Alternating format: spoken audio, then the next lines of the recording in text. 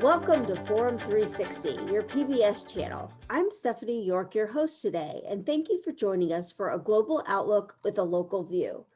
No matter where you live, there are neighborhoods in your community that need attention. You know the ones. The housing stock is old and dilapidated. People rent, not buy. Crime is high and businesses are boarded up. People in those neighborhoods tend to move around a lot. Schools are poorly attended and classrooms are constantly changing. Can these areas be rehabilitated? Well, today we're talking to Mr. Zac Kohl, Executive Director of the Well CDC, Community Development Corporation, Akron's first place-based community development corporation devoted to the Middlebury neighborhood. We will find out what it takes to turn around a neighborhood like this and how Zac has literally put his money where his mouth is. Not only is his vision for this neighborhood lofty, but he moved his young family to the neighborhood and enrolled his kids in the public schools. Welcome, Zac, and thank you for joining us today. Yeah, thank you for having me. I'm excited to be here. Great. If you would, could you tell me a little bit about yourself, your background, where you grew up, where you went to school, things like that? Yeah, so I'm born and raised actually in Indianapolis, but moved to Akron when I was 5 years old. So I consider myself a lifelong Akronite. Grew up on the west side of Akron, went to Firestone High School and then the University of Akron. But most of my life revolved around the west side. But on Sunday mornings and Wednesday evenings, I came to the east side for church and attended the First Presbyterian Church, which is really where kind of the heart for the community that I'm now in was really birthed from. So after graduating from the University of Akron, moved into the Middlebury community, and so much of me has not left this place. So for everyone out there wondering, what exactly is a community development corporation and how does one of these come about? Yeah, so a community development corporation is a newer idea in the Akron community, but community development corporations have been around since the 60s and actually came about around the same time that community development block grant dollars started to be issued from the federal government. And so they tried to say, hey, how do we take a specific look around low income communities and how do we funnel some resources into those? So neighborhood or cities like Cleveland, they have an industry of community development corporations. They have a community development corporation almost in every neighborhood in Cleveland. But in Akron, we've had some long-standing successful CDCs like EANDC, East Akron Neighborhood Development Corporation, that's really focused on low-income housing, but has really spread their wings and now stretches across multiple counties. And they still have a focus in Akron. But really, community development corporations are coming together to say, hey, what does it look like to invest in our community and in our place in a way that makes sense for the place? So if I was going to summarize all that I just said, it's really that. Okay. Looking at a specific neighborhood in a specific place and what that neighborhood is saying that their needs are. So you see some community development corporations that focus on like more service providing. And then you see some community development corporations that focus on built environment. And the Well CDC has really built ourselves on focusing on the built environment. So what does it look like to invest in housing and commercial development of the physical assets of a community in a way that really help bring resources into the place in a community that has lacked resources for decades? Sure. And so when did the idea for the Well CDC start? Was there an event or an epiphany that led you to this? So I moved into the neighborhood in 2012. I was a pastor at the time at a large church in the Akron community.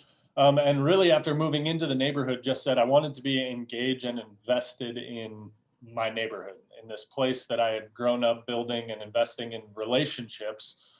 Just wanted to be more close proximity to neighbors. And so we were a part of starting a few like neighborhood work days. We started an event called the Middlebury Blitz, where we invited people into the neighborhood to just do kind of exterior home renovation projects. And so once a summer, we would have about 100 volunteers come in, and we would do, we would mow grass, we would do raking leaves, we would do small like fence repairs and things like that on the exterior. We were a part of starting a few neighborhood groups, one of which called the Neighborhood Network, which is still in existence in the Middlebury community, that was really say, how do we advocate and fight for the community and be a unified voice for the Middlebury neighborhood. But really, after being involved in all of these things for about 3 to 4 years of living in the neighborhood, really seeing that, hey, we talk about a lot of these things, and like we became really good event planners, but do events bring the resources into the community in a way that really help catalyze and mobilize the community to be what it needs to be and wants to be into the future. And so the Well was really the vehicle in which we saw, the best vehicle which we saw to really mirror what we talk about, the market imperative and the moral imperative in a community, and how do we bring those two things together in a way that really makes sense, in a way that advocates for the current residents of the community. So we will dive into that some more, but I gotta know, does the name The Well have any significance? Yeah, very much so. So it was something that kind of, as we were walking around the community and just residents of the community, we said, man, there's no natural gathering places in Middlebury. Like there's no diner, there's no coffee shop, there's very few like parks in our space where, so we really said, hey, back in communities without running water, the well in a community is a place where people naturally gather, right?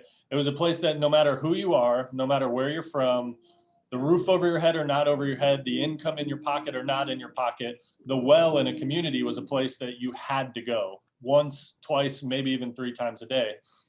And so when we initially started in 2016, our first project was renovating an old 30,000 square foot church building and saying, how do we turn this place into a well in our community? So really the name of the Well was birthed out of how do we create places where our community can exist together and build relationships and just kind of naturally connect with each other. Yeah, you got construction going on over there? Yeah, I'm sorry, how is that so loud? I can hear it now, and I was like, yeah, I bet you there's construction always going on over there, huh? There is. We're renovating a few of the spaces in the church building. So I mean, I need to expect that when I call you. Yeah. So there are so many deserving communities in Akron. Why did you pick Middlebury? I mean, I know you had this church connection, but was there something else that attracted you to this particular part of Akron? The simple answer is no. It was the connection that I had with. So I was a part of a summer camp that took place in actually the parking lot of the building that I'm now sitting in. And so from the time I was in high school up through getting married and becoming an adult and all that stuff, I was a part of a summer camp. And so I connected with 80 to 100 kids every summer from this neighborhood. And then got to a place where, those kids that I was connecting with were now young adults. And they were asking these questions about housing and jobs and what place do we even want to call home? So it really, Middlebury came out of a decade or more of relational engagement. So there really, for me, there was no other option. This was where I called home, and this is where I had a lot of relational connection. So how did this, when you decided to move to Middlebury, take your whole family, move to Middlebury, and this is where we're going to raise our family, put them in the local schools. I mean, you were in West Akron, which is a very desirable school system. I mean, the whole school system is the same, but West Akron has very desirable schools. Mm-hmm. And you say, I'm going to move my kids to a less desirable school system. I mean, people might view it as that. How'd you get your family to jump on board with this? Yeah. The crazier thing was I convinced my wife to buy a $4,000 house that probably should have been torn down. but we bought it in 2012, moved into it, and I think my wife and I were just very much on the same page. And really what we wanted to do was create equitable spaces, right? We wanted to create a context where low income and a more middle income dynamic and people can exist together. I think one of the downfalls of urban communities is that people with a resource leave the community. Sure. And so there's kind of this suck of resources as people leave the community. And I don't mean to paint anyone in a bad picture of that. It's just the reality of the state that we're in. And so as we were thinking about caring for the neighborhood, we really didn't think there was any other option. If we want to be a part of this community, I didn't want to, my wife didn't want to drive in every day. We wanted to make sure that we called this place home and that we know this place deeper than just kind of the work that we do, but it's the place that we live. We send our kids to the same school. And really what we found is, my kids are thriving at Mason Elementary School, right? Their test scores are great. They get a lot of individual and one-on-one attention just from the natural rhythms of the school. So what we found, and it's always we never want to sacrifice our kids like on the altar of like our mission and the work that we do. Sure. But we've really found that Mason Elementary School has invested in our kids and invest in all of the kids. The principal at Mason is phenomenal and is part of the board at the Well. So really they have a community engagement element to what they do that is fostering community in this place. So what we found as we dove in, it was hey, we're going to do this for now and kind of adjust or see where it goes. But it's been such a phenomenal experience that we couldn't imagine moving or doing anything different. So I think a really important message out there is that just because it's a low income neighborhood and the schools are perceived to be subpar, that is not the case. You have found that the schools have really provided for you and your family and provide for any income family that attend. Yeah, I think the assumption, and even if it's a subconscious assumption, is that we assume that people in low income communities don't care or they don't care as much. And what we don't take the time often to slow down and consider all the obstacles that tend to be in people's ways. And really, there's 6,800 residents of the Middlebury community and 200 families that send their kids to Mason who care very deeply about the place that they're in and their kids at school. We just don't consider the obstacles that tend to get in people's way. And that's really where the work of the Well has come in to say, hey, how do we help eliminate some of those obstacles for these people who passionately care about their place and passionately care about their kids? Let's eliminate some of the obstacles that get in people's way to be able to find stability and to be able to flourish in their current context. There's a quote that really inspires kind of the work of the Well. Majora Carter, who is a national speaker, she actually came to an Akron roundtable about a year and a half ago. Mm-hmm. The quote that she said was that people shouldn't have to leave their neighborhood to live in a better one. And so what does that look like for us to really invest in the place that we're in with the 6,800 residents who already care about the place that they're in? Yeah. It's really, really inspiring. I'd like to remind our viewers and those who may have joined late that we are here with Zac Kohl, Executive Director of the Well Community Development Corporation, located in the Middlebury area of Akron. We are learning about how a community development corporation can change an entire area, provide stability for residents and families, and bolster schools. Tell me, Zac, how has the CDC changed the Middlebury area so far? Are there some measurables? Yeah, so one of our first initiatives, so we purchased the 647 East Market Street, which is the old church building. And we repurposed that building into a community hub and a community gathering space. And so we opened a coffee shop on the first level of the church, which is Compass Cafe. And that has become a gathering place in this community where people come all day, every day. It's been a phenomenal space for people to engage. But one of the bigger initiatives that we launched initially, outside of that, the 647 kind of being the tip of the spear as we got into the neighborhood, is our 60 for 60 campaign, where we wanted to rehab 60 homes in 60 months. Wow. We are 36 months into that. Well, I guess this is the 37th month now. But we have acquired 54 homes and have rehabbed 36 of them so far. And so You're right on track. We're right on track, yeah.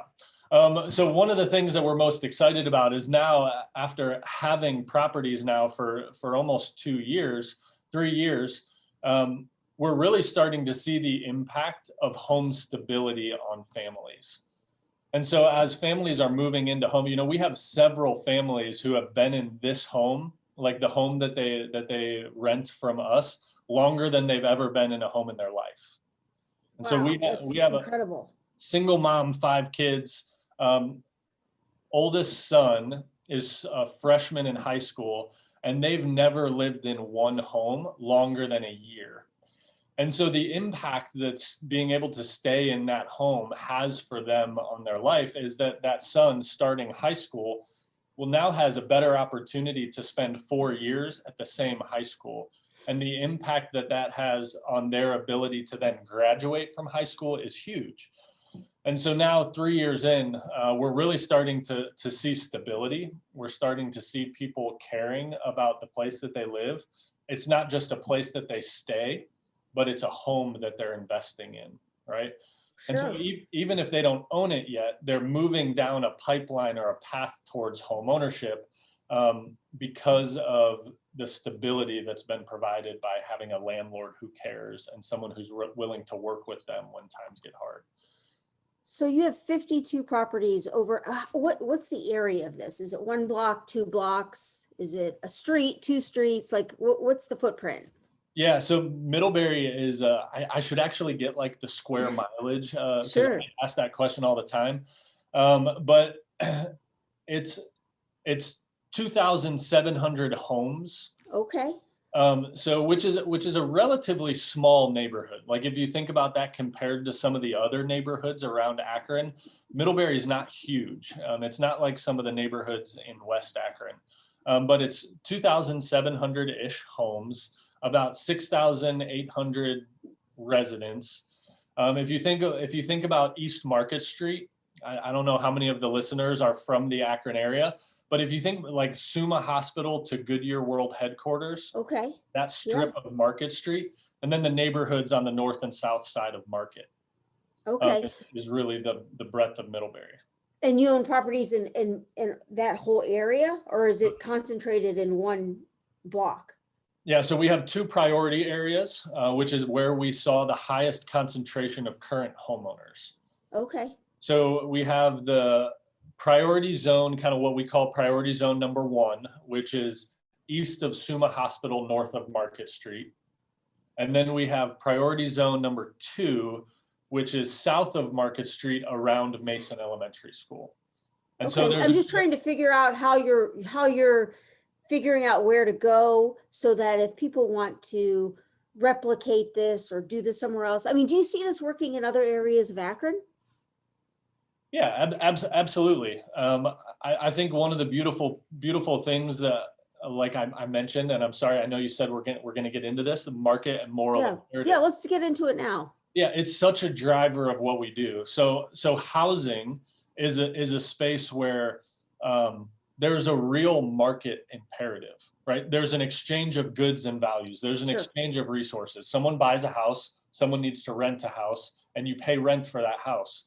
But I think the thing that we've missed for so long, and what tends to be missed in low-income communities, is a housing investor comes in and they want to make as much money as they can over a shortest period of time that they can. It's the dynamic that we all understand and know, right? So they say, let me buy a house. I'm going to put minimal resources into it. I'm going to rent it for $900 a month and make my money back as fast as I can. And then I'm going to sell the house and the next person's going to do the same thing. But in healthy neighborhoods, where you see a higher number of homeowners, we have an understanding that the investment in our home is a longer term investment. It's a 10 to 15 year investment, where when I need something done on the house, I'm going to do it because I'm going to get my money back over a longer period of time. In a low income neighborhood, we forget that. So that's what we call the moral imperative of the community. How do we create a housing dynamic that still values the market imperative, but views it over a longer period of time? So as we invest in our houses, we're looking at a 10 to 15 year payback period, as opposed to the tomorrow payback period or the 3-year payback period. Which I forget. So it's really important. Well, it's really important. I mean, this moral imperative is what's lacking, but it takes people like you to want to drive this. Are there enough Zac Kohls out there, do you think, that can do this in communities across Akron, Northeast Ohio, the United States? I mean, do you think you can rally, or not you personally, but do you think there's support for this out there so that these neighborhoods can be changed? Yeah, absolutely. I think there are plenty of people out there who are looking for ways to build better communities. Mhm.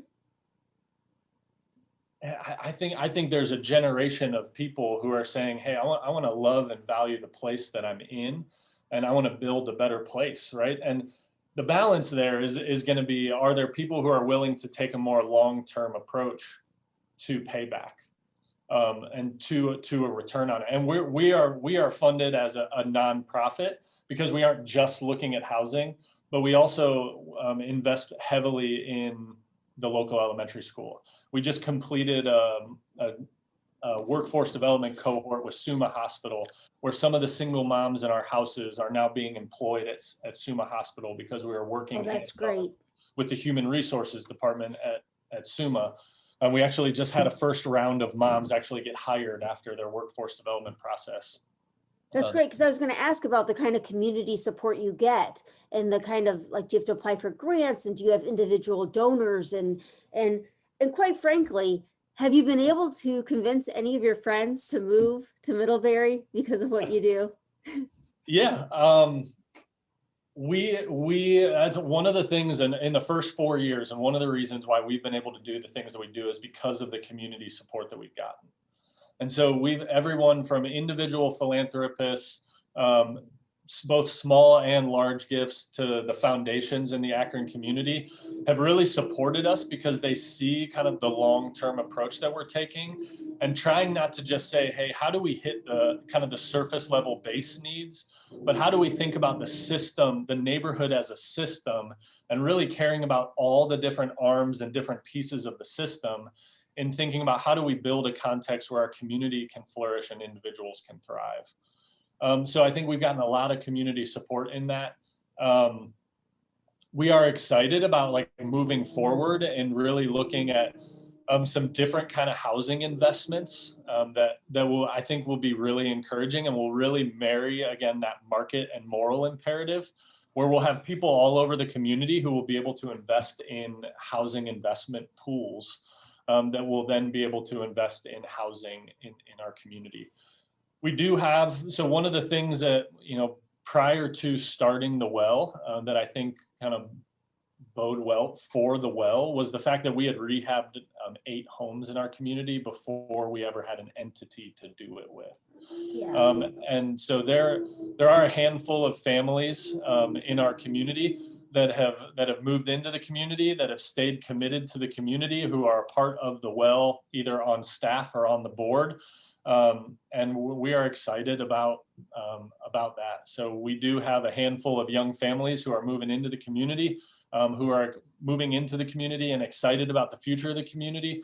But really where our focus has been is how do we build stability with the current residents? I think there's this fine line in low income neighborhood development, where you have to really build the capacity of the people who have been here a long time and work with them to get to a place where they might have an opportunity to own their home before you really invite the rest of the community to come move in. Sure. So one of market rate development. One of the things that we want to be really intentional about balancing is this incremental stair step of housing values in our community.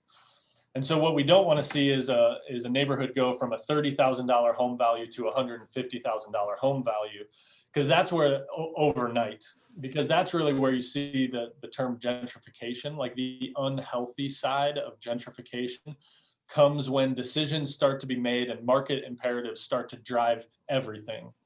And so for us, we want to see this incremental climb of housing values start to be turned back to a place where they begin to make sense again. So we want to go from housing values at 30,000 to 40,000 to 50,000 to 60,000 to 70, kind of over a longer period of time. And we want you to do this, Zac. Everyone in Akron is rooting for you to succeed. If you can turn this neighborhood around, then, and you are, there's no neighborhood in America that can't be saved. But as we learned, it takes fearless and strong people to start the process and see it through. You are those people. Thank you, Zac Kohl, for joining us today, and thank you for caring about Akron and Northeast Ohio. We will be following the Well's progress for years to come. I'm Stephanie York. Thank you for joining us today on Forum 360 for a global outlook with a local view. Forum 360 is brought to you by John S. and James L. Knight Foundation, the Akron Community Foundation, Hudson Community Television, the Rubber City Radio Group, Shaw Jewish Community Center of Akron, Blue Green, Electric Impulse Communications, and Forum 360 supporters.